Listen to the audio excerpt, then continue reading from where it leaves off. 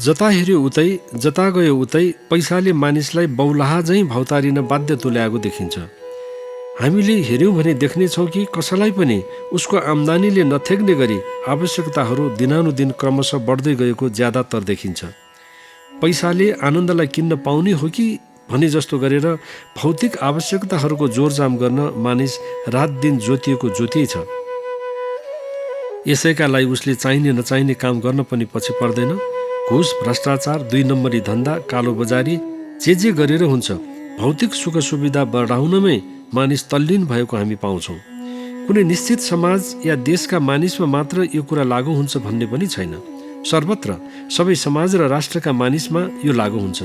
केवल खर्च गराएको तरिका फरक होला, जोड्ने सामान विशेषमा कम बेसी वा भिन्न होला, तर व्यक्तिको चाहना, तिनलाई सङ्ग्रह गर्दा हुने सम्मको आनन्द पाइन्छ कि भने जस्तो गरी तछाड मछाड गरेको पाउँछौँ। भनेको कुरा पाउन या किन्न आम्दानीले पुगेन भने त अझ उसको व्यग्रता यति बढ्छ कि मानौ उसले के किन गुमाउँदैछ, हराउँदैछ भने जस्तो ठान्ने प्रवृत्ति बढ्दै गएको छ। कहिलेकाहीँ यसो सोचेर हेरौँ त भौतिक सुख सुविधाहरू सङ्ग्रह गरेर कसलाई पुगेको छ? सङ्ग्रह गर्नेहरूले जोरजाम गरिएका सामग्रीहरूबाट त असाध्य आनन्द आउँदो रहेछ भनेर को नित्य रमाएको छ। आखिर जतिसुकै मरिमेटेर सुख प्राप्तिका भौतिक सामग्री जम्मा गरे पनि केही समयका लागि सुख सन्तोष दिए जस्तो लागे पनि एक दिन वितृष्णा आखिर हुन्छ। फेरि ती सबैलाई एक दिन छोडेरै जानुपर्छ। यसको अर्थ केही पनि जम्मा गर्नेतिर लाग्नुहुन्न भन्न खोजेको पटक्कै होइन। वस्तुत तिनको सङ्ग्रह र स्वभावको बारेमा मात्र यथार्थ बताउन खोजेको हो। अर्को अर्थमा भन्ने हो भने आफ्नो विवेकलाई एकपटक सोध्नुहोस् र त्यसले निर्देश गर्ने बाटोलाई पछ्याउन नछोड्नुहोस् भन्न खोजेको मात्र हो। हाम्रा धर्मशास्त्र, अग्रज, बुद्धिजीवी, आचार्य, गुरु तथा ऋषि महर्षिहरूले सदैव हामीलाई आएको चिन्ता छोड्ने हो भने आवश्यकताहरूलाई घटाउनतिर लाग्नुपर्छ भनेर बारम्बार भनेका छन्। तर राम्रो कुरालाई सहसा नपत्याउने हाम्रो बानीले गर्दा जीवनभर हामीले दुःख पाइरहेका छौँ। हामीलाई सधैँ चिन्ता, पीर र दुःखको सागरमा डुबाउने अरू कुनै विषयहरू नभई हाम्रा आफ्नै मनोगत आवश्यकताहरू तथा आडम्बरी जीवनशैली नै हो भन्ने कुरा हामीले कहिले सोचेका छौँ? हामीलाई आफूसँग भएको भन्दा ज्यादा देखाउने बानी परिसकेकोले अभावग्रस्त हुँदा पनि सापट गरेर हुन्छ कि ऋण काँडेर हुन्छ, इच्छापूर्ति गर्नेतिर हामी जोखिम उठाउन छोड्दैनौँ। यसलाई विडम्बना नभनेर के भन्ने? अशिक्षित हुँदा जति कम विलास र आरामका वस्तुहरूको ज्ञान हामीलाई थियो, पढी लेखी शिक्षित बनिसकेपछि त्यसको सूची झन बढ्दै जान्छ र यस्तो स्थिति आउँछ कि 24 घन्टे दिनको बदला 48 घन्टे दिन भए पनि ती सबैलाई जुटाउन यो जीवन छोटो हुन्छ जस्तो लाग्न थाल्छ। हामीलाई खाना स्वादिलै र मिठै चाहिएको छ, लगाउने लुगा गहना एकभन्दा एक किमती र महँगो चाहिएको छ, घर सानोतिनो होइन भव्य महल नै चाहिएको छ, टिभी, कम्प्युटर, मोबाइल फोन, थरीथरीका अत्याधुनिक साधनहरू, मोटरसाइकल, बैंक ब्यालेन्स, देश विदेशको सहर, के चाहिएको छ, के चाहिएको छ, के भनेर साध्य छैन। अर्काको जे देख्छौँ त्यही चाहिएको हुन्छ। अर्काले घोडा चढ्यो भन्दैमा धुरी चढ्न हुँदैन भन्ने कुरा हामी बिर्सन्छौँ। त्यस्तो बेला एक किसिमले प्रतिस्पर्धा चलेको छ संसारभरि, भौतिक सामग्री कसले कति धेरै जोड्न सक्छ भनेर। परिवारका 2 जनाको लागि 10 वटा कार मोटर थुपारेर राख्ने जस्ताको कमी यस संसारमा छैन। 4 जनाको परिवारको लागि आलिसान महल र 10औं रोपनीको जग्गामा बङ्गला बनाएर रमिता गर्नेहरूको सङ्ख्या पनि निश्चित रूपमा कम छैन। आवश्यकताहरू भनेको हाम्रो गुण, स्वभाव र परिस्थिति अनुसार घटबड हुँदै रहने गर्छन्। बढाउन खोज्नुहोस् त्यो तन्किँदै लम्बिँदै बढ्दै जान्छ। त्यसो नगरी त्यसलाई घटाउन खोज्नुहोस् त्यो घट्दै सीमित हुँदै जान्छ। आफूलाई कस्तो मन परेको देख्न चाहने हो त्यस्तै भन्छ। स्मरणीय कुरा के छ भने जति धेरै आवश्यकताहरूको पूर्ति गरेर सुख शान्ति र आनन्द पाउन चाहनुहुन्छ त्यति धेरै सङ्घर्ष, परिश्रम, भागदौड, असिना पसिना, खतरा र शक्तिको व्यय हुन्छ। त्यस अवस्थामा शान्ति भाग्छ, निन्द्रा तर्सिन्छ, अमन चैन भनेको त एकादेशको कथा जस्तो हुन थाल्छ। चाहेका आवश्यकताहरू भनेको समयमा या खोजेको बेला पुरा भइदिएनन् भने त्यसले कति कष्ट र वेदना दिन्छ भन्ने कुरा त धेर थोर सबैले अनुभव गरेको हुनुपर्छ। जति धेरै उपलब्ध गराउनुपट्टि लाग्यो त्यति नै धेरै खोज्ने प्रवृत्ति, माग्ने नियत, कृपणता बढ्दै जान्छ। जति निग्रह गर्नेतिर लाग्यौँ त्यति नै शान्ति अमन चैन नजिकिन थाल्छ। सामान्यतया मानिसका आवश्यकताहरू 3 किसिमका छन्। जीवन निर्वाहको लागि नभई नहुने एउटा, दोस्रो सुख विषयक र तेस्रो विलास विषयक। पहिलो किसिमका आवश्यकताहरू जीवन बाँच्नकै लागि पनि आवश्यक भएकोले तिनको पूर्णतामा मानिस अधिक सन्तोषको सास फेर्ने गर्छ।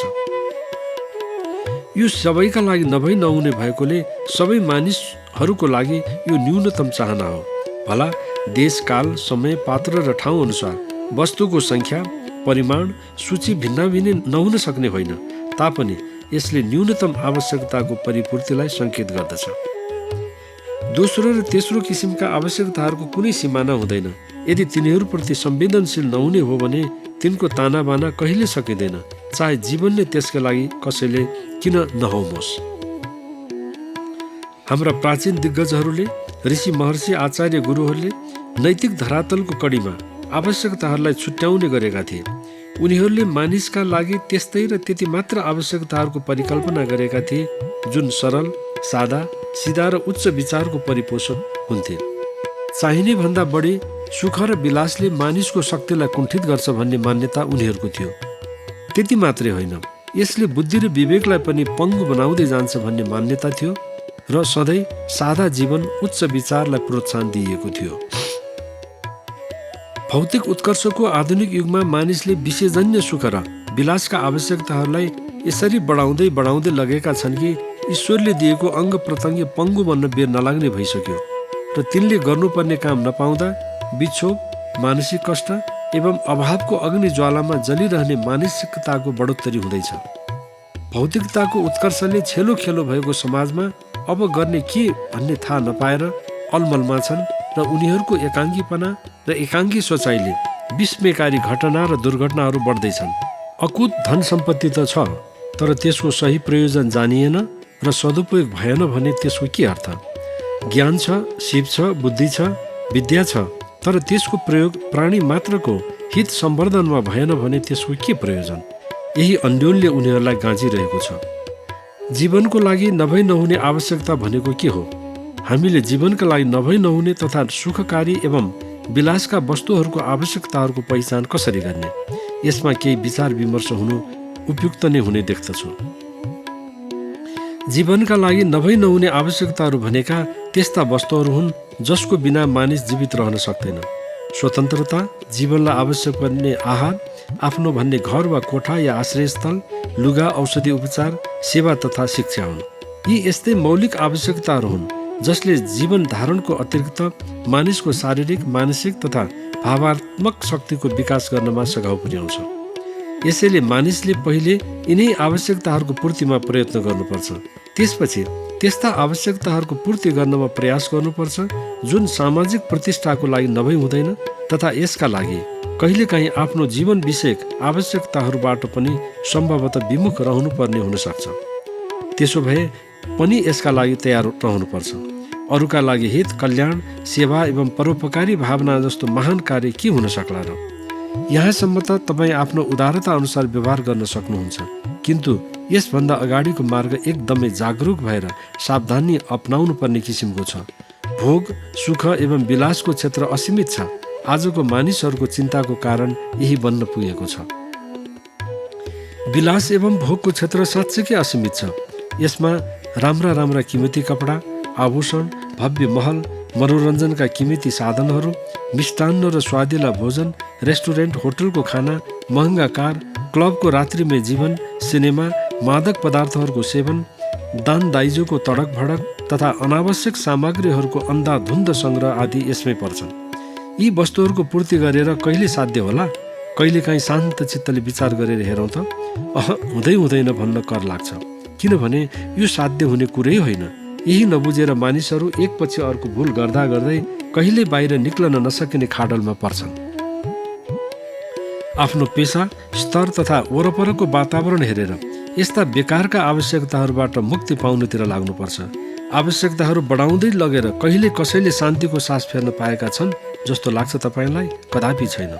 आफ्नो हैसियत, सामाजिक जीवन, आर्थिक शक्ति, परिवारका सदस्य सङ्ख्या, ठाउँ एवं समयलाई पनि हेरौँ। के अनावश्यक आवश्यकताहरूलाई बढाउँदा कुनै त्यस्तो आत्मिक चमत्कार हुने केही छ? पटक्कै छैन, हुँदैन। तडक भडक र नचाहिँदो आवश्यकताहरूलाई बढाउँदै जाने हो भने जीवन बेकम्माको बन्न पुग्छ भन्ने कुरामा शङ्कै छैन। जुन वस्तुलाई सधैँभरि राख्ने क्षमता हुँदैन तथा जसले जीवन निर्वाहको मूलभूत आवश्यकतालाई स्थायी रूपले पुरा गर्न सक्दैन, जो केवल मिथ्या प्रदर्शनको लागि मात्र हुन्छ, त्यस्तो वस्तुको चाहना राख्नु भनेको हठ हो। त्यस्तो वस्तुलाई नचाहनु नै बुद्धिमानी हुन्छ। जुन खानेकुराले कार्यक्षमता बढ्दैन, रोग र शोकलाई बढाउँदै र कुलतको रूपमा वृद्धि हुँदै गई जीवन नै बर्बाद पार्छ भन्ने निश्चित छ भने त्यस्तो खाने पिउने कामबाट सदा सर्वदाको लागि टाढिनु नै बुद्धिमानी होइन। पान, सुपारी, चुरोट, सिगार, तमाखु, जर्दा, खैनी, बियर, रक्सी, भाङ, चरिस जस्ता दुर्व्यसनबाट बच्न सक्नु पनि आजको विश्वमा पुरुषार्थ नै भन्नुपर्ने स्थिति आउनु दुर्भाग्य होइन। यदि कोही यी दुर्व्यसनबाट मुक्त छ भने साँच्चैको ज्ञानी अब्बल व्यक्ति रहेछ भन्नुपर्ने अवस्था आएको छ। तिनको चङ्गुलबाट आफू, परिवार, समाजलाई बचाउन सके राष्ट्र र विश्वकै कल्याण हुने कुरामा कुनै शङ्का छैन। खराब कुरा हो भनेर जानेर पनि त्यसलाई बढावा दिने मानसिकता, चाहे त्यो व्यक्तिको होस्, कुनै सरकारी निकाय वा अन्तर्राष्ट्रिय प्रवृत्ति होस्, त्यो कुनै पनि हालतमा असल हो भन्न सकिन्न। कति व्यक्ति त्यसको कुलतमा फसेर आज आफ्नो जीवन, पारिवारिक जीवन र दायित्वलाई बिर्सेर पङ्गु जस्ता भएको देखेर पनि त्यसको विरुद्धमा आवाज उठाउन सकिने अवस्था आएको प्रति सचेत हुनुहुन्न भने तपाईँको त्यसमा समर्थन छ भन्ने कुरालाई के गलत हो भन्न सकिन्छ? त्यस बिना बाँच्न सक्दिन भन्नु आफैले आफैलाई नबुझ्नु हो। खानेलाई भन्दा पनि देख्नेलाई लाज तथा पिउनेलाई भन्दा पनि त्यसले समाजमा पार्ने मनोवैज्ञानिक असरलाई विचार गर्नुपर्ने आवश्यकता के तपाईँ देख्नुहुन्न? मानिसलाई शान्ति त्यसबेला प्राप्त हुन्छ जब उसले कमभन्दा कम बोझ आफ्नो जिम्मामा लिएको हुन्छ र लिएको दायित्वलाई सफलतापूर्वक सम्पन्न गर्छ। जसलाई ससाना भौतिक सुखका वस्तुहरूको पनि मोह हुन्छ र तिनको सहज उपलब्धता नहुँदा निरन्तर विक्षुब्ध बन्छ र अस्थिर मनस्थितिको बन्न पुग्छ। रिस, राग, ईर्ष्या, हिंसा, अशान्ति नै यस्ता मानिसहरूको गहना बन्न पुगेको हुन्छ। जसलाई कम आवश्यकतामा रमाउने बानी परेको हुन्छ, उसले कुनै पनि वस्तु बढाउनु पर्दा एकपटक राम्ररी सोच्दछ। ऊ आफ्नो अमूल्य शक्ति व्यर्थका वस्तुहरूको सङ्ग्रहमा खेर नफाली बचेको समय उच्च लक्ष्य हासिल गरी आत्मिक उन्नतिमा लगाउन उपयुक्त सम्झन्छ। शरीरमा वासना छ, वासनामा असङ्ख्य इच्छा र इच्छाहरूबाट कष्ट उत्पन्न हुन्छन्। जसरी हात्तीको एकपटक बाहिर निक्लेको दाहरा फेरि भित्र जाँदैन, त्यसै गरी एकपटक अभ्यस्त भइसकेको अपेक्षित आवश्यकता फेरि कम हुँदैन। प्रत्येक आवश्यकताहरू यस्तै गरी हाँगाबिगा फैलाउँदै जान्छन्। त्यसले अन्तत्वगत्वा मानिसलाई भडखारोमा हालेरै छाड्छ। वर्तमान जीवनमा जुन समस्याहरू अत्यन्त पेचिलो बन्दै गएका छन्, जसबाट अन्तःकरणमा क्षोभ उत्पन्न हुन्छ, ती सबै बढ्दै गएका झुट तथा कृत्रिम आवश्यकताहरूबाट उत्पन्न भएका हुन्। त्यसमा शङ्का छैन। हामी स्वयं नै त्यसका जनक हौँ। बेला बेलामा हामीले आफ्नो निष्पक्ष निरीक्षण गर्नुपर्छ। कतै हाम्रो प्रवृत्ति यस्तै अन्धाधुन्ध आवश्यकता बढाउनेतिर त गएको छैन? चाहिँदो नचाहिँदो खर्च गरेर, अर्कासँग ऋण काटेर व्यर्थमा किन बन्धनमा आफूलाई पारिरहेका हुन्छौँ? कतै मिथ्या प्रदर्शन, झुठो धाक रवाफ, दुनियाँलाई अतिरञ्जित रूप देखाउन त त्यसो गरिरहेका छैनौँ? भोगविलास, व्यभिचार, अभक्ष्य वस्तुको खाने पिउने बानीमा फसेर चित्त चञ्चल भएको त छैन? यदि त्यस्तो बानी बेहोराबाट मुक्त हुने हो भने बढ्दै हाँगा फैलाउँदै गइरहेका आवश्यकताहरूलाई एक एक गरी छिमल्दै जानुपर्छ। यसो गर्न सके सुख पाउँछौँ, अन्यथा हामी दुःखको सागरमा डुबेर जीवन व्यर्थमा गुमाउनु पुग्छौँ। सबैभन्दा पहिले त त्यसका खराबीका बारेमा आफैमा चेतना जाग्नुपर्छ। यथार्थ यस्तो हो तापनि उपभोक्तावादको सिद्धान्तले मानिसलाई नचाहिने आवश्यकताहरूको जोहोमा अभ्यस्त गराउन सके आफ्ना उत्पादनहरूको व्यवसायको फलिफाप हुने भएकोले अनेक वित्तीय संस्था र त्यससँग सम्बन्धित अनेक क्रियाकलापहरू संसारमा यसरी बढ्दै गइरहेका छन् कि त्यसबाट बच्नै गाह्रो भइरहेको अवस्था छ। विश्वका केही मुलुकहरू त मानिसलाई सुख सुविधा दिने नाममा यस्तै अनावश्यक सरसामग्रीहरूको निष्फिक्री प्रयोगमा आवश्यक पर्ने रकम जुटाउने, ऋण दिने काममा समेत लागेको देख्न पाइन्छ। यस्तो प्रवृत्तिले मानिसको चेतनाको विकास होइन, बरु विनाशको बाटोतिर लाग्ने मार्ग प्रशस्त गर्दछ भन्ने निश्चित छ। विकसित मुलुकहरूमा यो प्रवृत्ति ज्यादै छ। सुख सुविधाका अनगिन्ती पहुँच र सम्भावना हुँदाहुँदै पनि विकसित मुलुकहरूमा किन आत्महत्या गर्नेहरूको सङ्ख्या बढिरहेको छ? पारपाचुकीको सङ्ख्या किन शिखर चुम्ने स्थितिको छ? पारिवारिक असन्तोष किन बढिरहेको छ? केटाकेटीहरू आमा बाबु विहीन किन बन्दैछन्? वृद्ध वृद्धाहरूको बिचल्ली किन भइरहेको छ? प्रेम सद्भाव आत्मीयता किन जडतातर्फ लम्किँदैछ? त्यसतर्फ के कसैले ध्यान दिएको छ? त्यसमा जरुर केही अध्ययन अनुसन्धानहरू भएका छन् र तिनले भयावह तथ्याङ्क र विश्लेषणहरू प्रस्तुत गरेका छन्। हाम्रो सुख हाम्रा आवश्यकताहरूको अनुपातमा रहने हुन्छ।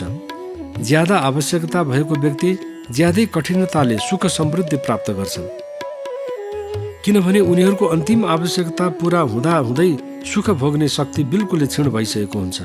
प्रत्येक आवश्यकता साँच्चै भन्ने हो भने एउटा मानसिक बन्धन सिवाय केही पनि होइन। यसैले जो यस बन्धनमा ज्यादाभन्दा ज्यादा बाँधिन्छ उसका सुखका अनुभूतिहरूमा त्यति नै अनेक बाधा व्यवधानहरू तेर्सिन आइपुग्छन् र जीवनलाई निस्सार सम्झन पुग्ने अवस्थाको सूत्रपात हुँदै जान्छ। यो कुरा थोरै व्यक्तिले मात्र बुझ्न सफल भएका हुन्छन्। अधिक आवश्यकता भएको व्यक्ति एक प्रकारको मानसिक रोगले पीडित भएको हुन्छ। त्यो हो मनमा बढी चञ्चलता, मन बसमा नहुनु, बढी स्वच्छन्दता, इन्द्रियहरूलाई बसमा राख्न नसक्नु, लोभ बढ्नु आदि आदि। यदि यस्तो व्यक्तिले केही मात्र भए पनि चित्तवृत्ति निरोध गर्ने अभ्यासमा लाग्यो भने बढ्दै गइरहेका आवश्यकताहरूबाट मुक्ति पाउन सक्छ। मानिसले मनका वृत्तिहरूलाई फुकाउन थाल्यो भने त्यसले उसलाई चञ्चल, उन्मत्त र उज्जन्न बनाइदिन्छ। बिस्तारै बिस्तारै तिनै विषयहरू आदत बन्न पुगे भने तिनीहरूबाट मुक्ति पाउनु असम्भव झैँ बन्न पुग्छ। व्यसन, फेसन, व्यभिचार जस्ता विषयहरू हेर्दा सुरुमा सामान्य झैँ लाग्छ, तर त्यो जङ्गलको आगोको सानो फिलुङ्गो जस्तो हो। बढ्दै गएपछि सारा जङ्गललाई खरानी नपारुन्जेल शान्त नहुने। दुर्व्यसन, कुलत, अनावश्यक आवश्यकताहरू यस्तै स्वभावका हुन्छन्।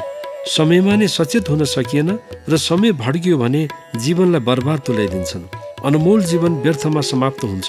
इन्द्रियहरूको स्वामी बनेर जीवन रथ हाँक्नुपर्ने मानिस इन्द्रियहरूको दास बनेर बेकारको मरेतुल्यको जीवन जिउन पुग्छ। यो भन्दा दुर्भाग्य के हुन सक्छ? मानिसले दृढतापूर्वक मनको चञ्चलता, व्यर्थको लोभ लालच आदिबाट मुक्त रहने प्रण गर्यो भने मनको प्रलोभन वृत्तिलाई नियन्त्रण गर्न सक्छ। यो सजिलो नभए पनि असम्भव मार्ग भने पटक्कै होइन। दृढ निश्चयपूर्वक लागि परे सफल नहुने कुरा कमै हुन्छ। जसरी पहिले व्यसनलाई सुरुमा अँगाल्दा त्यसको नित्य निरन्तर चिन्तन गरिएको थियो, त्यसै गरी अब दिशा बदलेर शुभ र सकारात्मक भावनाहरूको प्रारम्भ गर्न त्यत्तिकै प्रवृत्त हुनु आवश्यक छ। शुभ र सकारात्मक चिन्तनले नै जीवनलाई शान्त र मनमोहक बनाउँछ भन्ने कुरालाई सदा सम्झी सत्य र इमान्दारीको मार्गमा अग्रसर भई व्यर्थका आवश्यकताहरूलाई घटाउँदै लग्नासाथ आफैमा अन्तर्द्वन्द्व कम हुन थालेको अनुभव जो कसैले गर्न सक्छ, किनभने यो शाश्वत चिन्तन हो। यस्तो अभ्यास गर्दै जानाले रिस, राग, मत, मात्सर्य, कुलत, दुर्व्यसन जस्ता अवगुणहरू कम हुँदै गएको अनुभव स्वत हुन थाल्छ। आफैमा भित्रैदेखि बोध नभइकन दुर्व्यसन, कुलत र अज्ञानता मेटिनु गाह्रो हुन्छ। आफूमा पूर्णताको भावना, आत्मशान्तिको भावना तथा अन्तर्मुखी निश्चयात्मकताको भावनामा दृढतापूर्वक रमण गर्नाले चित्तवृत्तिको निरोध हुन जान्छ। देखिए जति, सम्झिए जति, कल्पना गरिए जति आवश्यकताको पूर्ति गर्दै जाने हो भने यस्ता हजारौँ हजार मनुष्य जीवन पाए पनि वा त्यस अवधिमा पूरा गर्न खोजे पनि सम्भव छैन। एउटा आवश्यकता पूरा हुन पाएको छैन, अर्को आवश्यकता अघिल्तिर खडा भइहाल्छ। त्यस्तै यो पूरा हुन पाएको छैन, अर्को आइहाल्छ। यसैले आवश्यकताहरूको माया जालमा फसेर जीवनलाई बर्बाद तुल्याउनु भन्दा श्रेयस्कर चाहिँ आवश्यकताहरूलाई घटाउनु, न्यूनतम सीमामा राख्नु, त्यसलाई विस्तार र फैलिन नदिनुमा हुन्छ। संसारका ठुला असल भनिने व्यक्तित्वहरूको, साधु सन्त, महात्मा, दार्शनिक, ज्ञानी, विचारवान, सामाजिक वास्तुकार, समाज सुधारकहरूको जीवनलाई सूक्ष्म रूपले निरीक्षण गर्यो भने उनीहरूले आवश्यकतालाई निश्चित सीमामा राखेर आफ्नो जीवनलाई उच्च गन्तव्यमा पुर्याउन नै अग्रसर भएको देखिन्छ।